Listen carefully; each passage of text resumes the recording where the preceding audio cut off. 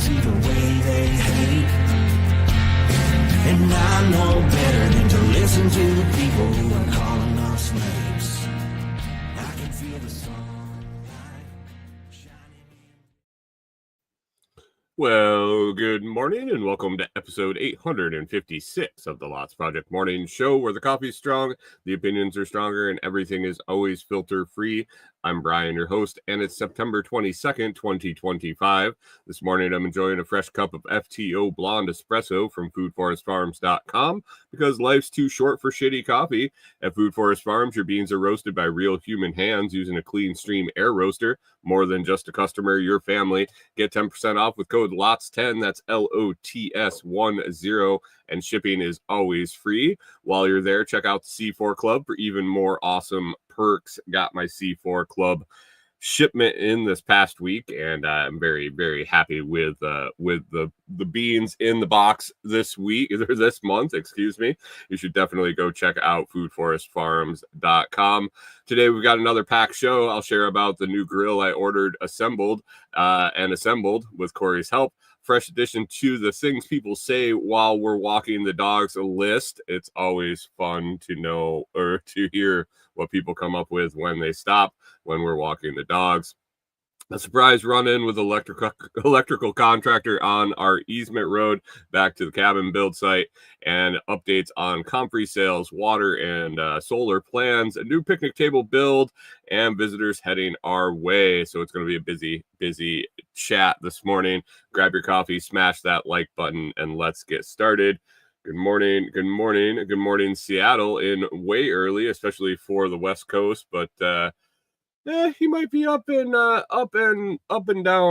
right at the moment. He's kind of laid up a little bit, and sending out some good vibes to Brian over at Food Forest Farms to heal up quick. Had a little accident and on the mend. So good luck, brother. Good luck. Hope you're feeling better every day. Hunter, good morning over on Twitch. Thanks for stopping in. Appreciate you. Pip, Monday already. Yeah, buddy. Yeah, that's what I'm saying. Actually, my weeks are all messed up. Corey's been off the last 2 Thursday, Fridays, and I think she's off all this week. She's out with one of the dogs right now, so I'm sure things are going to go a little sideways here in a few minutes when she gets back with the dogs. All our morning routines are all off and askew, but I thought I would stop in and do the show as normal, even though she's off, and we're going to be doing a little bit of different stuff this week. Good morning, Canadian Farmstead, to you. Driving for sure. Pip says that'll mess up a timeline. Yeah, I mean, get in a groove and get doing things, and then the cabin build working kind of changed my schedule up and things like that. And then Corey, I mean, she racks up all her PTO and then takes it in the fall. And man, this chunks of time. I love spending the time with her. It's absolutely great. I love working with her. I really enjoy working with her out on the cabin and things like that. But man, it really just screws up the timeline. So good morning, Mike's Homestead. Thanks for popping in. Appreciate you. So yeah, it's I'm waiting for her to pop back through the door. She's already had one out and to the bathroom, and he is anxiously staring at the window. I'm guessing she's on her way back with the other one. And then of course I got the cat running around. I went to get the live set up this morning, and the camera was gone. And I'm like, where the fuck is the camera? And apparently the cat, well, I know the cat's been in here playing on my desk. I've had to start turning my keyboard off because I'll go to turn the screens back on, and I'll have searches of just random strings of characters as the cat has walked across the keyboard. But my camera was gone, so I don't know if she was playing behind the monitors and got the cord, or if she was playing with the camera or what, but it knocked the camera off the monitor, so had to figure all that out. And when I was messing with the wires, the whole computer reset. So hopefully she hasn't unplugged anything back there to where things will go sideways during the show, but we never know. She is definitely turned into a little terrorist. Is the ruler of the house. The dogs are. Clyde is pretty wary of her. She likes to mess with his tail and his feet and stuff while he's sleeping, and he doesn't like that very much. And will get up and walk and whine, and the cat's picking on me type of attitude. And Norman, I think he sat on her at one point, and now things are good because she leaves him alone pretty much. But she's a terrorist. She's insane. That's Corey's cat for sure. So, good morning, Seattle says build is looking sweet. Yeah, it's getting there. We had a couple days where we didn't get a whole lot of progress done on the build. I'll talk about the grill here in a second, and then we also did some cleanup. I'll talk about that a little later too. But have some stuff coming up here. I've mentioned a couple times we have a bunch of guests coming through the end of September. It turns out we only have Corey's parents are really and a couple other people, I guess. We're having a get together at the end of the week, and a couple people coming, but Corey's parents are coming for about a week, and so we were going to have a get together, so we cleaned up the build site a little bit, spent some time with the weed eater, assembled that grill and stuff like that. So a little bit slower on the project, but we'll see. I'm guessing with her parents here, they're going to want to help work on the cabin for quite a bit, and so that'll be their vacation. But as retired folks, I mean, maybe your vacate's opposite time, and your vacation is actually work time. So we will see. Anyway, let's get to it. First topic on the list today was that new grill I bought, or we bought, I guess. Always had a grill. Growing up, as soon as I was old enough to be tall enough to see the great top, it kind of got shoveled onto me to go out and cook on the grill, take over grill duties for pretty consistent. So I cooked a lot on the grill growing up. I learned how to cook a lot of different stuff on the grill. As I went out on my own, it was something I enjoyed doing. I had a long period of time where I was very interested in just different smoking ribs and doing different kind of creations on the grill, stuffed hamburgers and different stuff, just all sorts of different stuff. And then when we were on the farm, we had all sorts of farm animals to play with on the grill. Smoked rabbit and different recipes with all the different chicken we had and the pork that we'd get around the corner from our pork vendor. And so grilling was a whole lot of my life. When we bought our first house, Corey and I got this grill. My parents bought it for me actually as a housewarming gift. It was a big old thing. It had two gas burners on one side. It had a little side gas burner, and then it had a charcoal side. And then on the other side of the charcoal box, there was a smoker box, which could be used for either extra charcoal cooking or as a side smoker box, like a cold smoker or even a hot smoker box. And it was huge. It was long. When I bought it, I was like, oh my God, I'd been only used to your typical 2 or 3 burner gas grill or your little Weber charcoal grill. And we're talking, I don't know, what was that? Probably 10, 12 years ago. 15 years ago we bought our house. There she is. Corey comes in with the save. Now she's not working this morning. She can fact check the store. 15 years ago, 2010 is when we bought our first house and got that grill. But it was huge. Loved it. Absolutely loved it. Spent a ton of time using it, a ton of time creating with it and having fun. Spent afternoons smoking meat and things like that. Good morning, Corey. She says good morning, everyone. Anyway, it was fun.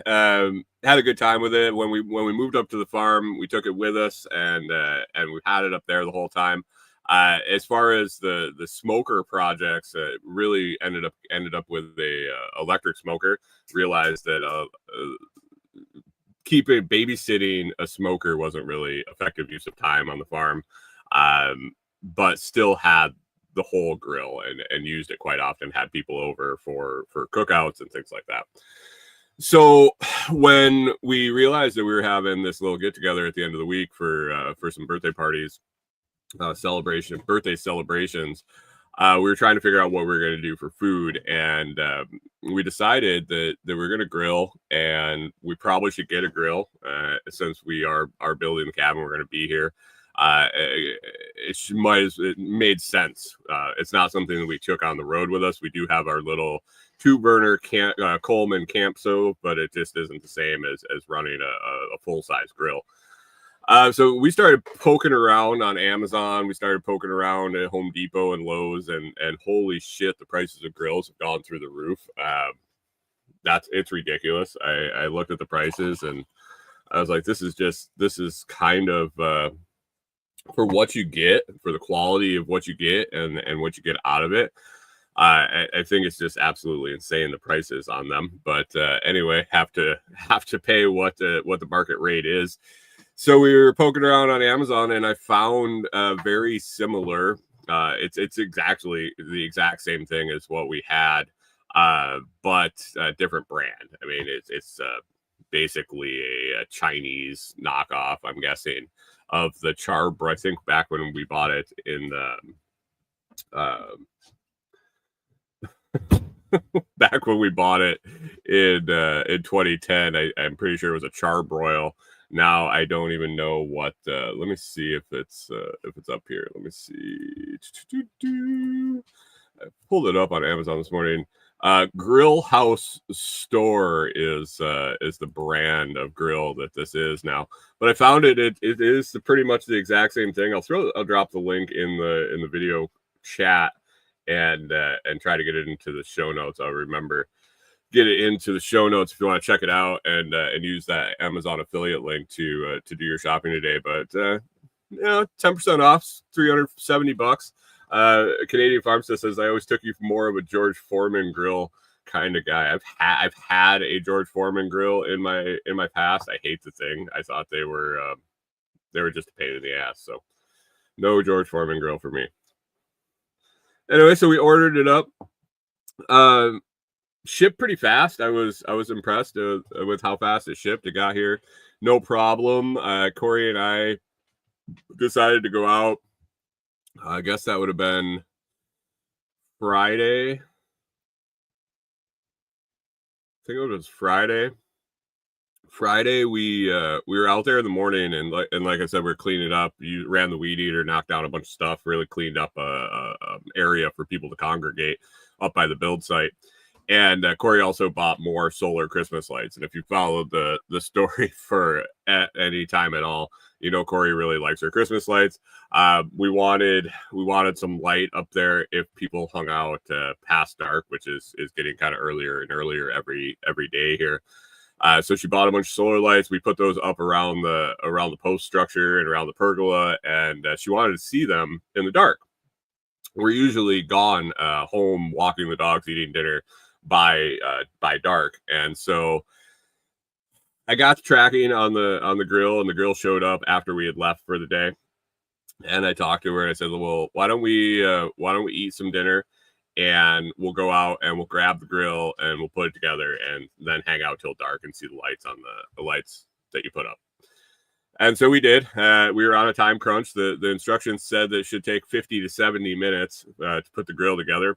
And we were sitting at about 5:30, and it got dark like 6:45. So we were right in there, 50 to 70 minutes. And it went pretty smooth. Corey was on the instructions. I was putting the stuff together.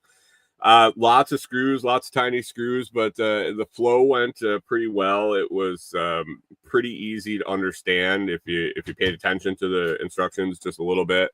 Went together pretty smooth. I'm not sure how well it'll hold up staying together, how sturdy it'll stay. I hope it lasts quite a while. I'm going to try to avoid moving it as much as possible, like try to find a place for it, let it get set, let it set where it is and not move it around very much. I think the bouncing and jostling around definitely loosens the screws and things like that. So I don't know. It works well. I haven't fired it up yet. You know, why test it out? Why not just wait till you got a bunch of people to cook for and cook for them on it for the first time? So it's not like I haven't grilled before, but it's been, I don't know, since we sold the farm. So 3 years, we're going on 4 years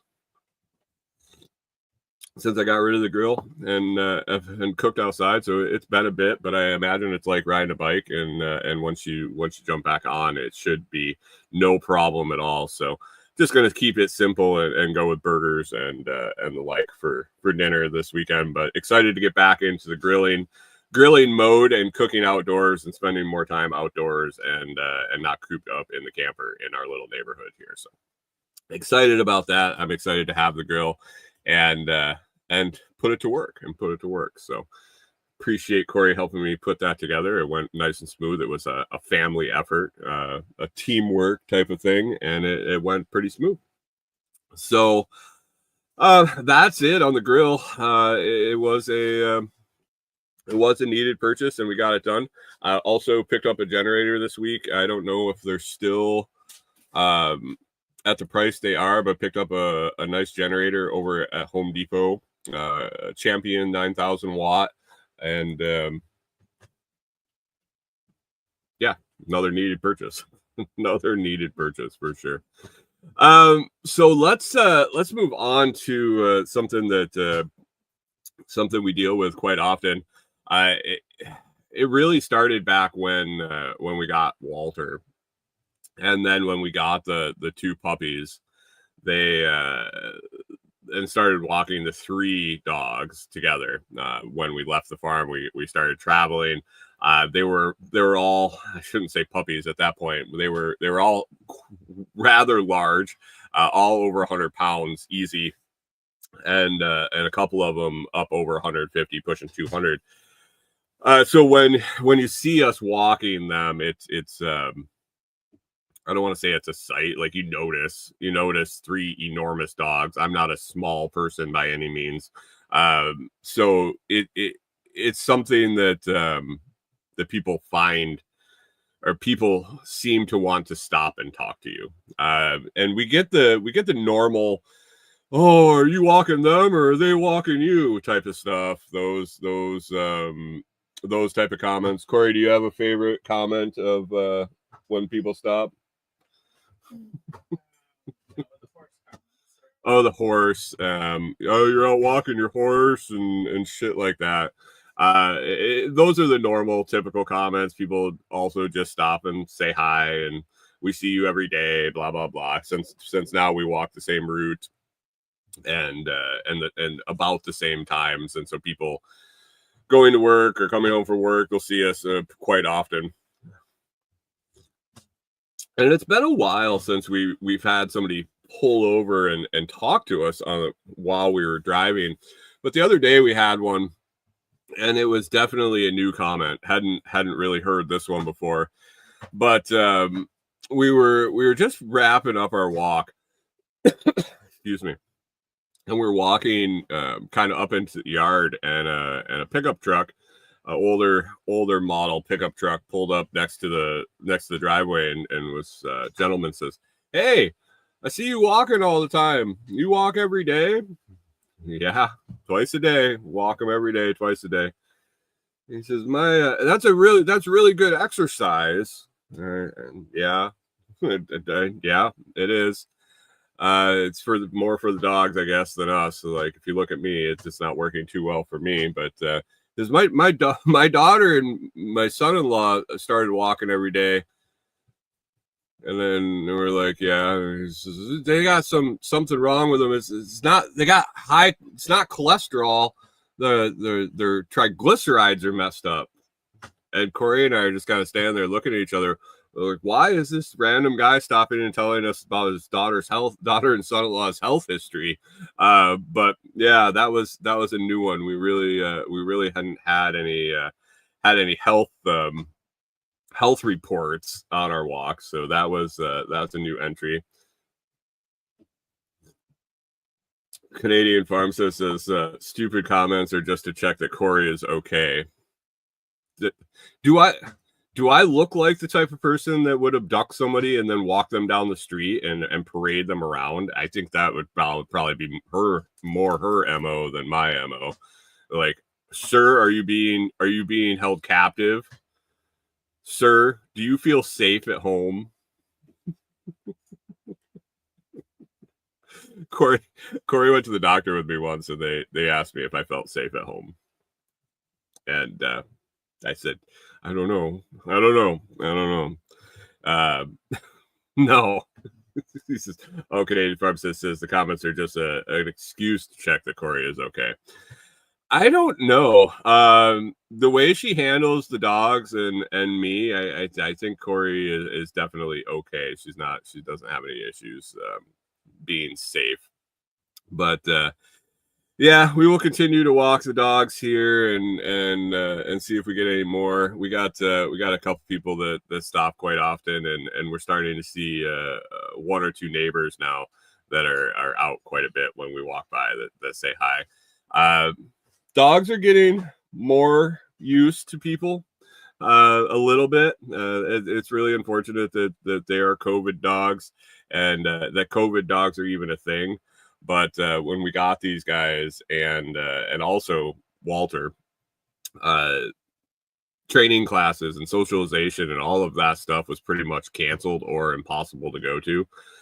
And so they were pretty much isolated on the farm and didn't get to really interact with a lot of people or animals. So they're kind of solo. So getting out in the woods and getting out walking on a dirt road with no traffic and no people will be nice and less of a headache. So they did adapt with the kitten. It just takes time. Even old dogs can learn new tricks, and I'm very impressed with Corey's ability to get that kitten integrated into the house. And now that she's comfortable, like I said earlier, it's been interesting. She's definitely in charge. Corey thinks she's still in charge, but I'm pretty sure the cat has taken over. And I don't know if it's going to come down to a I brought you into this world, I'll take you out type of thing, or if she'll just settle down at some point. But terroristic cat for sure. Let me see what else is here. Oh, somebody mentioned in the chat this morning, I think it was Canadian Farmstead, said if we're going to hit the normal highs of this Bitcoin cycle, we're going to have a hell of an October and November. I wouldn't mind. That would be fun. I woke up this morning to prices, my alerts now below about every 20-30 minutes. It dropped to like $3,000. So that was interesting. I think we really just have to still keep in mind that we're at a point where $1,000 is 1%. Pip says Frankenstein's monster. Yeah, that kitten is definitely a monster. I don't know about Frankenstein. Corey says she's fine. She terrorizes the dogs. She escapes her enclosure. She unplugged my camera and fucked with my computer. Yeah, she's fine. But anyway, Bitcoin alerts down overnight. Right now we're sitting at 112,972, and like I was saying, $1,000 change is less than 1%. So think back when we're at 50, at 20, at $15,000, and what 1% change was. Now we're having those swings on a regular basis, and it is what it is. So I do understand that to get to 150 or 200,000, it's a significant increase, but those $1,000 swings are a lot less significant now that we're at the price we are. But if you are in Bitcoin and you want to secure that as the price goes up, or even if it stays at this level and you want to avoid I don't even want to call it a hack, an infiltration of the wallet ecosystems. You can switch to a hardware wallet and use the Blockstream Jade or the Blockstream app. The Jade and the Jade Plus are hardware wallets that I've been using for a couple years now and are absolutely fantastic. They were not affected by the recent breach of the JavaScript, the JavaScript infiltration, and so you would have been safe there. It's also easy to use for a beginner or customizable for an advanced user. So check out the Blockstream Jade or Jade Plus. Use coupon code or discount code The Lots Project for 10% off, and I earn a little bit of commission on that. You can get that at store.blockstream.com or click the link in the video description, audio description, or you can find links to it all over the website at thelotsproject.com. Blockstream Jade, it's my trusted hardware device for storing my Bitcoin. So the other day, I was talking earlier. I was talking about Corey and I went out and put those lights up and kind of weeded it out, expanded the area around the build site that was kind of knocked down. It's still building in the middle of the woods, and so as we clear trees, it grows back in pretty thick and with all different species of foliage. So knocking a bunch of stuff down. And we were in and out because I was borrowing Jamie down at the end of the road. I was borrowing his heavy duty weed eater to get through some of this stuff with the blade head. Canadian Farmstead says, can you use the Blockstream software wallet without the hardware? I believe you can set up a software wallet in the Blockstream app. I don't know. I only really have both my hardware devices have a wallet in there. I don't know if I've ever really tried to set up a software side of it. I should check that out. I'll put that on my list Put user in timeout. Oh boy. I'll put that on my list to dive into. I never really even thought of it. As I transitioned away from software wallets, I went all in on hardware, on a hardware wallet, and Lightning. So I don't know. Thanks for asking. It would be Bitcoin only, if anything. So there is that.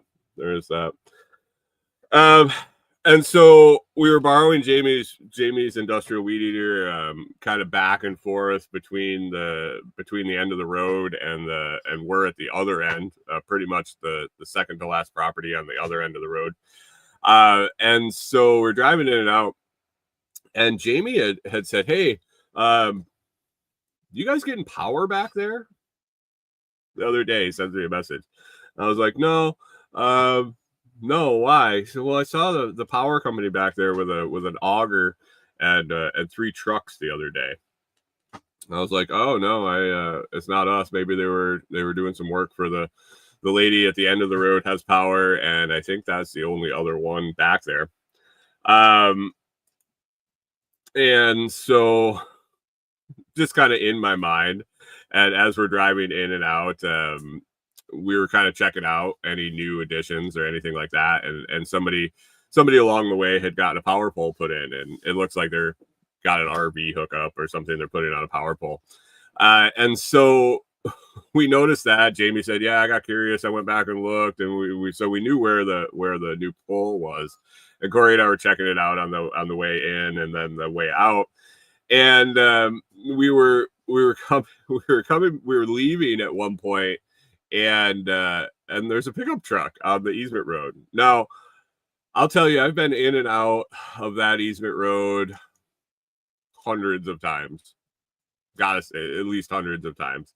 I've run into a vehicle or a four-wheeler, I have to say, under one. I can count the times on one hand or less. I'm guessing it's like 2 or 3.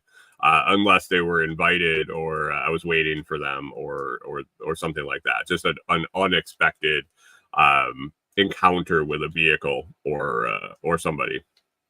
And so it was weird to see a vehicle in and out. If you've been out to Delinquent Scully, the hills and how steep they are, and the condition of the road. You kind of got to get going, and when you crest a hill, man, if somebody's there, you're like, oh shit.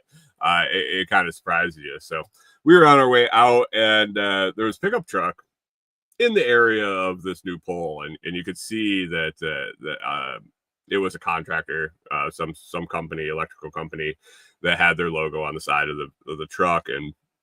And so we slowed down, and he was getting turned around and backed up. And Corey said she was kind of watching him, and she didn't think he saw us. All of a sudden, he saw us and kind of, holy crap, what's going on? Who the fuck? Where did these people come from? And so we let him do his thing. We drove out. We were just going out to drop something off at Jamie's, and we came back by, and we were joking like that. This guy was probably like, where the fuck did these people come from? And then 2 minutes later, here they come back again. But we were driving by. He had kind of got his stuff wrapped up. I think he was getting ready to leave. And so we stopped and rolled down the window, and he's like, he asked if we were the people. He said a name. I didn't catch the name, and I was like, yeah, no, that's not us. He's like, oh, okay. What's your address? Or is this the address? And I was like, I have no fucking idea what the address is back here.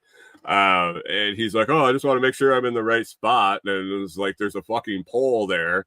And you're here to work on a pole. I could tell you there's no other access poles. But he's like, I just want to make sure I'm in the right spot. He's like, well, what is your address back there? And Corey and I are like, we don't have one. And he's just kind of like, what? Like, we're just back here working on the property.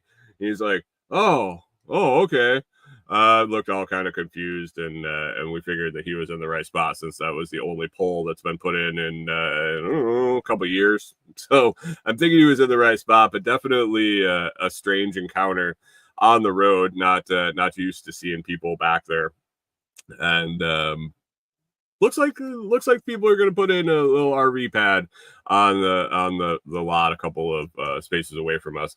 But people that we've met before, I've talked to them, like, I think once. They come up every couple weekends, a few times a year, from I think they're over in North Carolina or South Carolina or someplace like that. So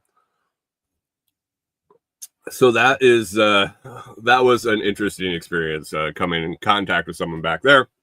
And he goes, I didn't even know all this stuff was back here. And Corey and I just like, yeah, let's keep it that way. Let's keep it that way. So Canadian Farm says, I'm not ready to get a hardware wallet yet, but when I do, it would be handy to already be using the app and the wallet. Yeah. I don't know how seamlessly that'll change or transfer. Like I said, I can dig into that and take a look.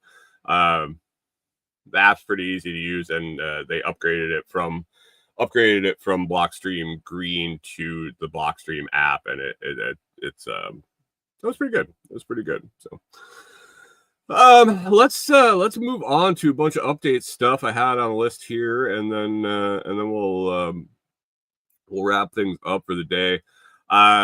Comfrey's back on sale. We shut down comfrey sales for the summer this year with the excessive heat and the extended heat periods. We're having trouble with root sales through the mail. They were getting delayed. I guess it was a combination of more heat and more delivery time. I've struggled with delivery times, and so let's see. Been selling comfrey now for 7 or 8 years, I think, at least. And watching the shipping times with USPS increase and get delayed and get longer has really messed with shipping routes through the mail. And especially in the summer when the temperatures get above 90, it gets really touchy. 80 to 90 is meh. And anything under 80 seems to be pretty consistent. But when I originally started doing comfrey and shipping comfrey, I would ship it on Mondays every week. and always arrived Wednesday, Thursday, Friday. Didn't matter where in the country it was going. I was centrally located in Minnesota and kind of going in either direction or south. But 3 days. They would go out. We would process orders on Sunday, have them packaged, and they would go out first thing Monday morning, and deliveries were always Wednesday, Thursday at the latest. And if there was an extreme delay, maybe Friday, Saturday, but never over the weekend. So transit times were less than 6 days, normally 2 to 3 days. Now we ship on Mondays and consistently the following Monday, maybe a Saturday, depending on how far from the shipping location. But Mondays and Tuesdays usually are when these things are showing up. And that's a long time in the mail, especially when it's 90, 100, depending on where they're going, significant heat. So we made a business decision to shut down sales for the summer.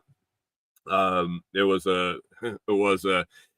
how many reorders are we sending, because we like to take care of the customers, and if they have a shitty order show up or they aren't happy with the condition of the roots, we like to replace that order. And so it was, instead of selling and then just replacing a bunch of orders, we shut down. And so we picked that back up here in the last week or so. Yeah, so if you need comfrey for the fall, it's a great time to get it in. It's a great time to get it started.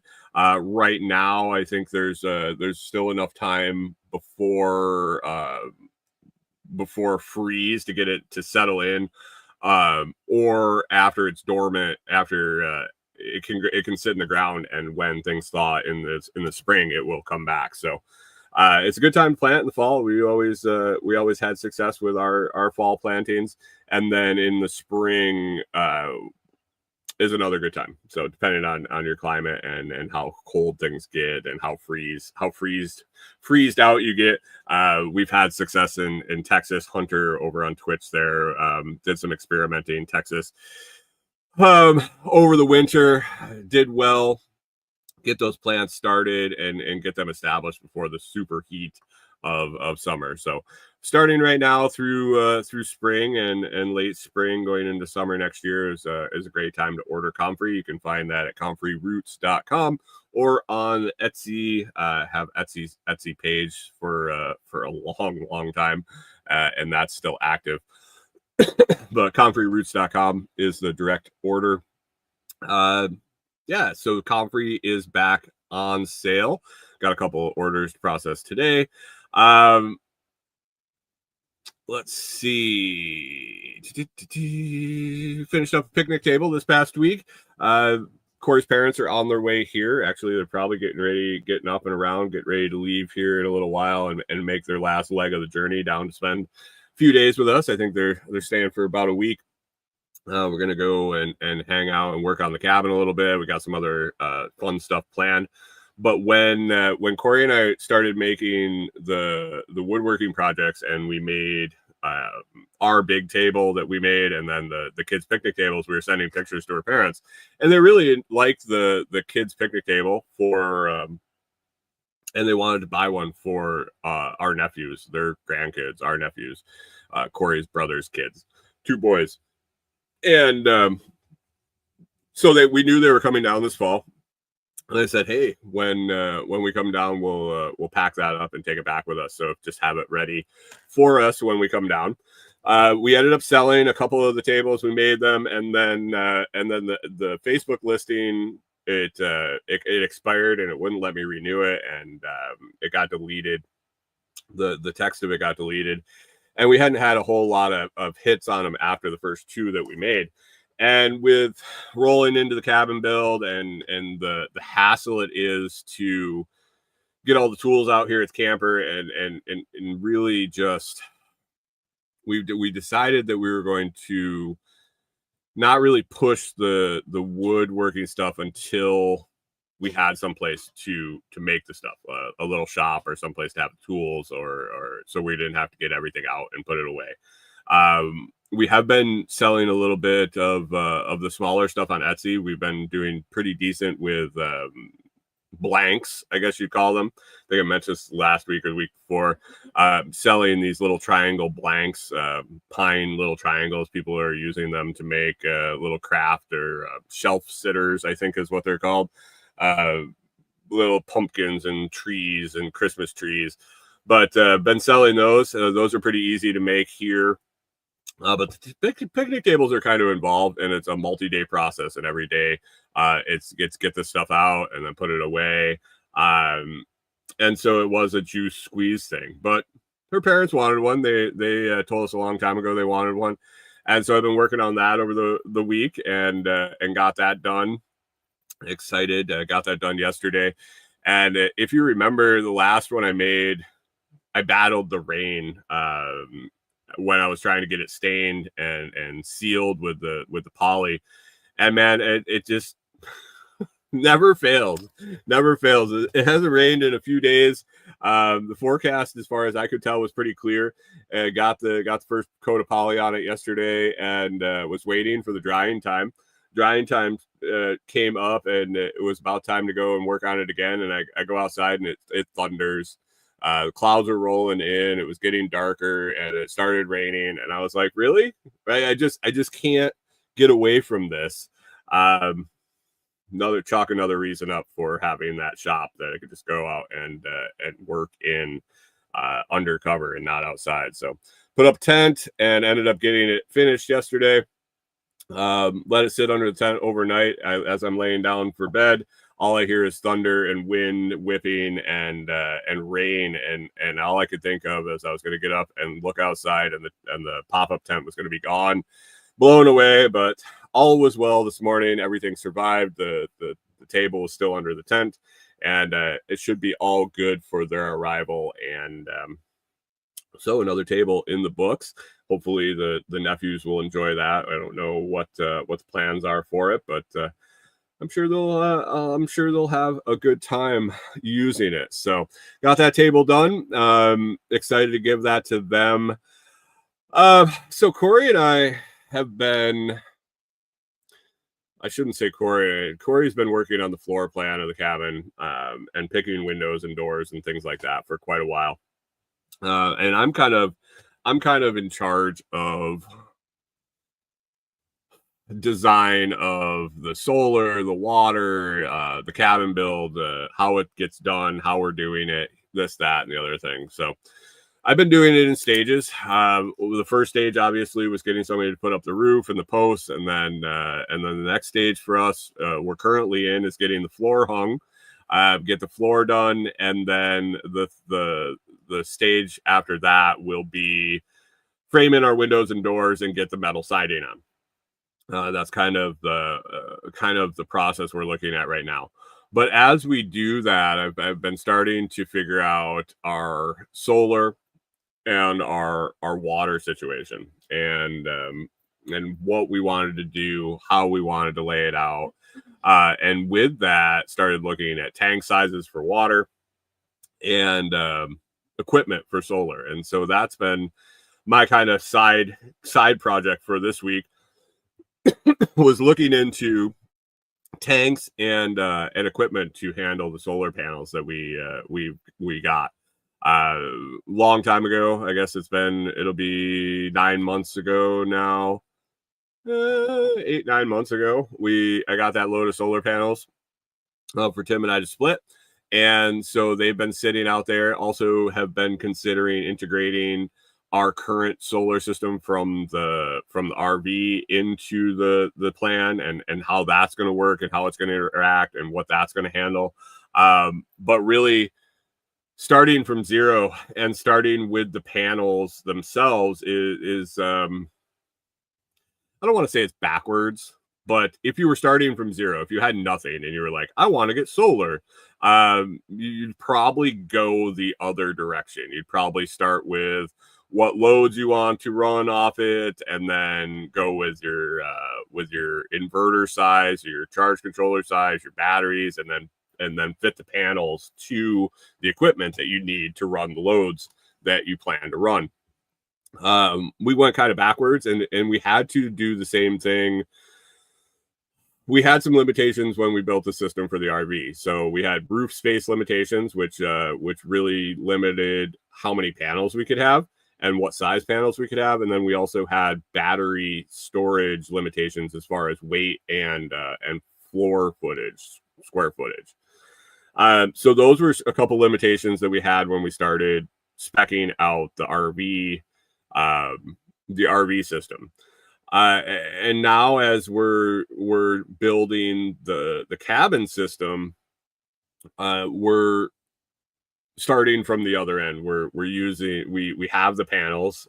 It was such a smoking deal that it really just it was let's buy these and build the system around it. It's power that we got at pennies on the dollar. Actually, probably more like pennies on the $10. But we bought this stack of panels, and we're going to integrate those into the system and make it work.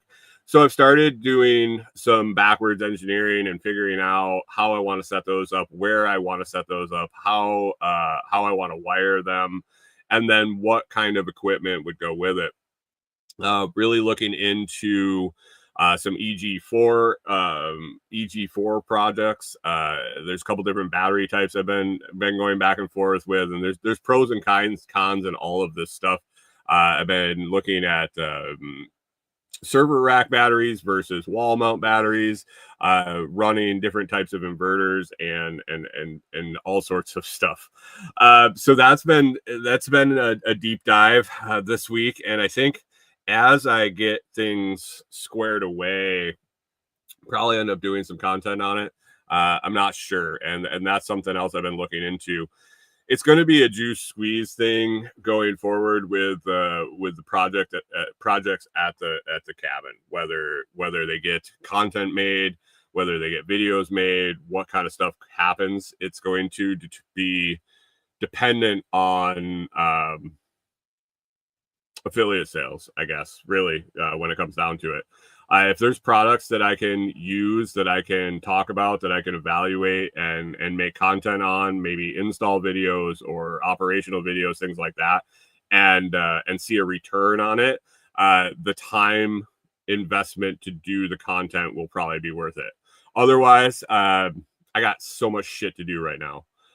We have so much stuff to build and so many different aspects of this project going on that I can't stop and record content unless there's an end goal to it. So we'll see about that. And if anybody listening, anybody in any of the communities has questions about what we're doing, how we're doing it, how we're laying things out, always available to talk one-on-one. But just know that I don't think I'm going to end up being able to show all the processes in getting this all up and going. So that's one thing. So I've been working on the solar aspect and really leaning towards probably moving the RV system out and getting that installed to get temporary power. To get us out there sooner, and then installing the larger system on top of it, and then using the smaller as a secondary backup or to run its own type of loads, maybe throwing the freezers, fridge and freezer and Starlink or something like that, or who knows, whatever it works out to be, because we have a decent sized system in the camper, but it's definitely sized for a camper and not running a household. So we will see with that. As far as water goes, been doing a lot of rainwater calculations and tank size calculations and trying to figure out how much we want to store. And it's a balancing act right now. I mean, I would love to get a 10,000 gallon tank. I'd love to have 10,000 gallon tank and let her fill up while we're building the cabin and be ahead on that storage. Kind of calculated out with our roof surface area for every inch of rain. I think the cabin was 535 gallons of water for every inch of rain will come off the roof of the cabin. give or take with first flush and leakage and that. Average rainfall in Tennessee puts us at about 30,000 or 35,000 gallons a year, I believe, somewhere in that range, 30 to 35,000 gallons a year will come off the roof of the cabin. Now that's plenty for Corey and I if we can capture and manage it effectively. Like I said, I would love a 10,000 gallon tank, but really budget wise, is it wise to dip all that money into one storage tank? And we probably won't. I'm guessing we're gonna settle more for something in the 3,000 gallon range, with the option to expand. Everything that I'm doing, even solar. The solar batteries, the inverters, the panels, everything is being set up to be able to be expanded or added onto, or separated, even for maintenance and things like that. Everything's going to be built with the idea that it needs to be fixed, replaced, or added onto. So 3,000 gallons, we have determined that for our water usage, it's more than enough for a couple months. And the price is right on the tank. If I can get it from one of the places I found, the price on a 3,000 gallon tank it blew my mind. It was significantly cheaper than like the 2,000 per gallon, I guess is the price I'm looking at. And so 3,000 gallon is kind of the target right at the moment. And then hopefully down the road, it makes sense to drop another 3,000 gallon tank right next to it.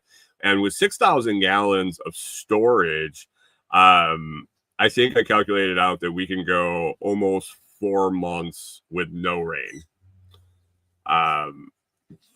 at normal usage. And if we were conservative, so if we were like, oh my God, it's a drought, it's not supposed to rain for the next 6 months, we could make 6 months. Now, on top of that, there is a spring on the property. There are springs really close where we can gather water if needed. So that's another option. But I think with this 3,000 gallon tank and a rainwater catchment system, we are going to be pretty well secure with water if it rains at least every couple months, which here in Tennessee, we can go quite a ways. I'm guessing we're going to get that 3,000 gallon tank. We're going to get it filled up. It's going to be working great.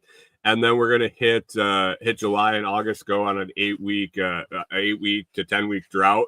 And that tank's going to end up getting emptier and emptier. And we'll add on that second storage, because when it rains here, it rains, and it rains a lot, and being able to harvest that and hold on to it will be key, I think.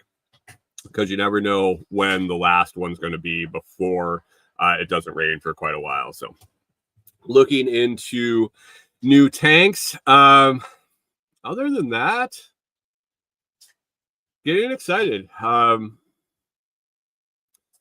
It's really fun to be out there and picture where the solar field is going to be. Where, we're even starting to talk about, say, like chicken coops and I said, I mentioned earlier workshop, like a wood shop / workshop, and we're going to have a little generator house, a little dog house for the generator.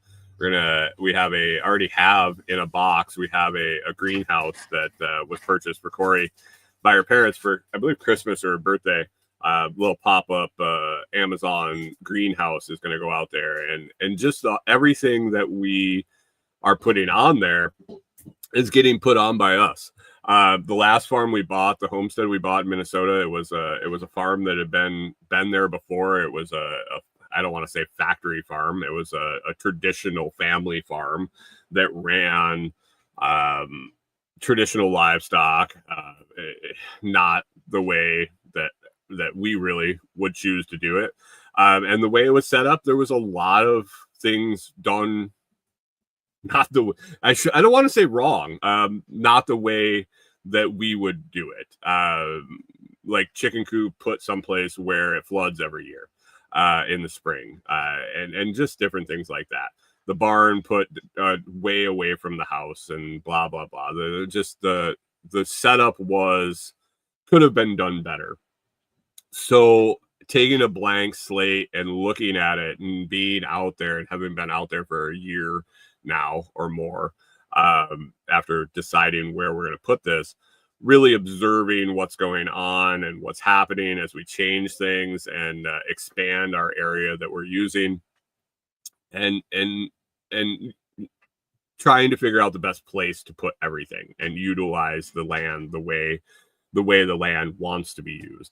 So it's really exciting to see that, to kind of earmark a spot for a particular building, the chicken coop, or like, as an example, and then observing what happens there in that spot. Does it flood? Does it get wet? Does the water run through there?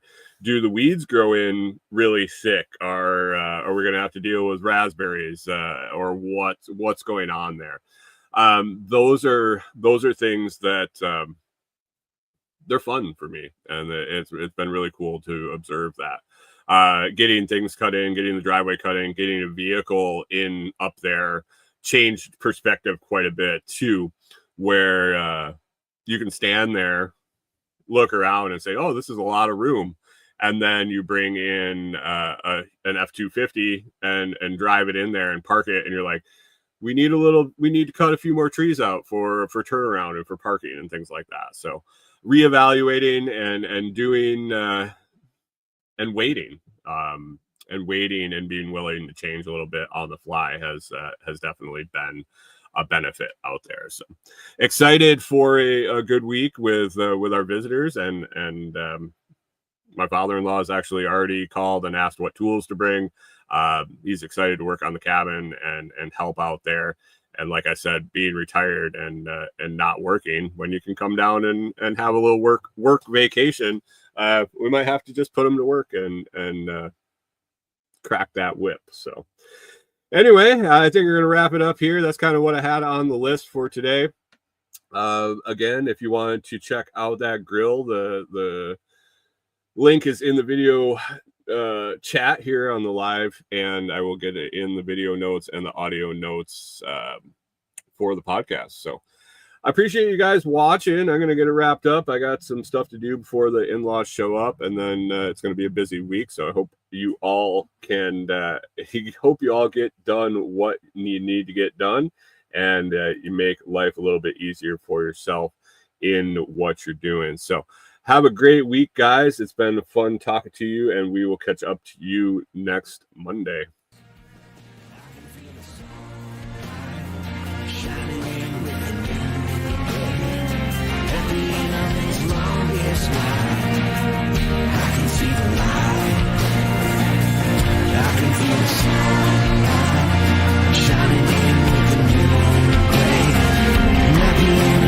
Long as